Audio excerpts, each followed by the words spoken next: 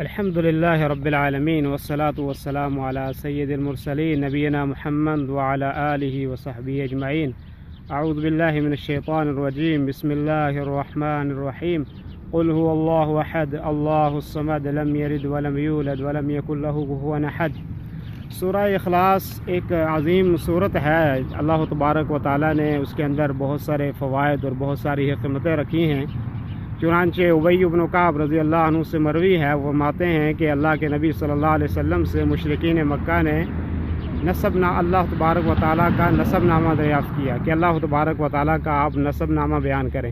تو اس کے جواب میں اللہ تبارک و تعالیٰ نے سورہ اخلاص کو نازل کیا اور کہا کہ نبی صلی اللہ علیہ وسلم آپ ان سے کہہ دیجئے کہ قل هو اللہ احد، اللہ تبارک و تعالیٰ ایک ہے.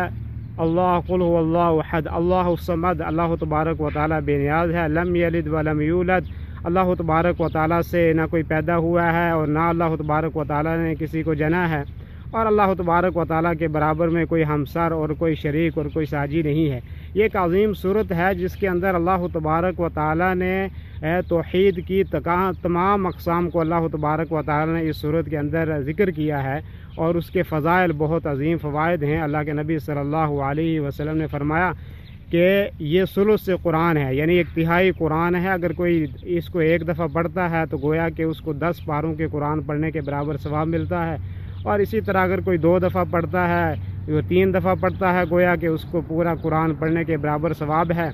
اور حضرت انس بن مالک رضی اللہ عنہ سے مروی ہے، وہ فرماتے ہیں کہ مسجد قباء کے اندر مدینہ منورہ میں ایک صحابی امامت کیا کرتے تھے، اور یہ صحیح بخاری کی روایت ہے. چنانچہ وہ یہ کرتے کہ ہر صورت میں سورہ فاتحہ کے بعد ہر صورت پڑھنے سے پہلے وہ سورہ اخلاص کو پڑھتے.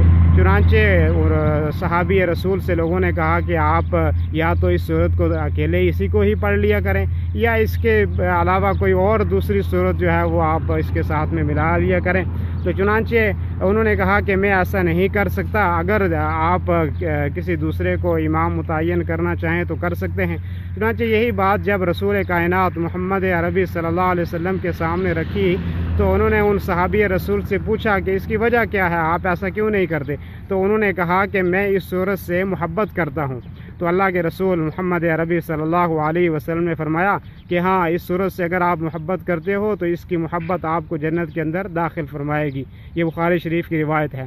اور دوسرا اس کا فائدہ یہ ہے کہ ابو سعید خدری رضی اللہ عنہ سے مروی ہے، وہ فرماتے ہیں کہ ایک صحابی رسول بار بار اس صورت کو پڑھتے تھے. تو صبح جب ہوئی تو رسول کائنات صلی اللہ علیہ وسلم کے پاس آئے اور کہا کہ میں نے دیکھا ایک صحابی بار بار اسی صورت کو پڑھ رہے تھے. تو اللہ کے نبی صلی اللہ علیہ وسلم نے ان کے جواب میں فرمایا یہ صورت تعدل ثلث القرآن، یہ تہائی قرآن کے برابر ہے. یہ صورت ایک عظیم صورت ہے. اور تیسرا فائدہ اس کا ام المومنین سیدہ کائنات صدیقہ طاہرہ مطہرہ نبی کریم صلی اللہ علیہ وسلم کی چہیتی بیوی حضرت عائشہ فرماتی ہیں کہ نبی کریم صلی اللہ علیہ وسلم نے ایک سریہ چھوٹا سا لشکر بھیجا، اور اس لشکر میں جو صحابی نماز پڑھاتے تھے وہ ہر سورت کے آخر میں، ہر نماز پڑھانے کے آخر میں جو رکعت پوری کرتے مکمل کرتے تو اس میں سورہ اخلاص کو پڑھا کرتے تھے. تو جب ان سے پوچھا اس کی وجہ بیان کی تو انہوں نے کہا کہ میں اس سے محبت کرتا ہوں. اور اس کا 5واں فائدہ یہ ہے کہ اللہ کے نبی صلی اللہ علیہ وسلم نے فرمایا کہ جب طواف کی 2 رکعت پڑھی جاتی ہیں، حضرت عمر رضی اللہ عنہ نے اظہار کیا تھا کہ مقام ابراہیم کے پاس کچھ نماز پڑھنے کا موقع دیا جائے. تو قرآن کریم کی آیت نازل ہوئی تھی وَاتَّخِذُوا مِن مَقَامِ إِبْرَاهِيمَ مُصَلًّى، کہ مقام ابراہیم کو نماز پڑھنے کی جگہ بناؤ، وہاں پہ آپ نماز پڑھ سکتے ہو. تو چنانچہ طواف کی 2 رکعت جو پڑھی جاتی ہے اس میں دوسری رکعت میں اللہ کے نبی صلی اللہ علیہ وسلم سے ثابت ہے کہ آپ نے فرمایا کہ اس میں قل هو اللہ احد اللہ الصمد کی صورت کو پڑھا جائے. اسی طریقے سے 6واں فائدہ اس کا یہ ہے کہ اللہ کے رسول صلی اللہ علیہ وسلم فجر کی دوسری رکعت میں سورہ اخلاص کو آپ تلاوت کیا کرتے تھے. اور بعض روایتوں میں آتا ہے کہ مغرب کی دوسری رکعت میں بھی سنت ہے کہ آدمی قل هو اللہ احد سورہ اخلاص کو پڑھے.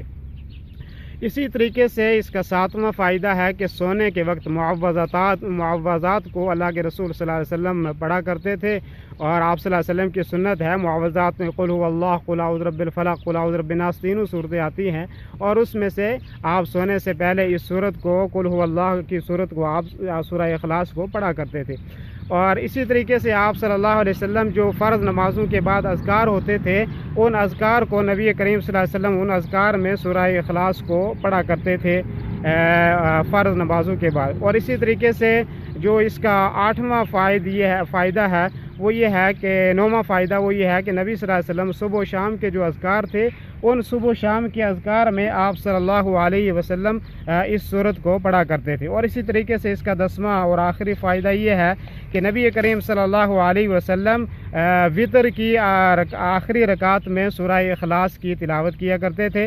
तो इसलिए हमें इसका अहतमाम करना चाहिए। एक अजीम सूरत है, एक बड़ी सूरत है, एक जामे सूरत है, तो हमें इस सूरत का अहतमाम करना चाहिए, इसको पढ़ना चाहिए और इसकी मोहब्बत को अपने दिलों में हमें बिठाना चाहिए। और अल्लाह के नबी सल्लल्लाहु अलैहि वसल्लम ऐसे ये तमाम चीज़ें हैं जो मैंने बयान की है, हदीस में साबित हैं। और आज का ये अजीम दिन है जो जिसमें ग़ज़वा बदर 17 रमज़ान को पेश आया था, और हज़रत आयशा रज़ी अल्लाह अन्हा की जो वफ़ात हुई थी वो भी 17 रमज़ान मुबारक को हुई थी। और इन दोनों वाक़यात को भी हमें नहीं भुलाना चाहिए। अगर आपको मेरी ये लाइव वीडियो पसंद आए और अच्छी लगे तो आप अपने साथियों के साथ इसको ज़रूर शेयर करें। और जो मैंने ग़ज़वा बदर के ताल्लुक़ से, हज़रत आयशा रज़ी अल्लाह अन्हा की फ़ज़ीलत के ताल्लुक़ से जो पोस्टें की हैं, आप उसको भी ज़रूर शरीक करें। जज़ाकल्लाह खैर। अल्लाह तबारक व तआला आपको सलामत रखे। अस्सलामु अलैकुम व रहमतुल्लाहि व बरकातुहू।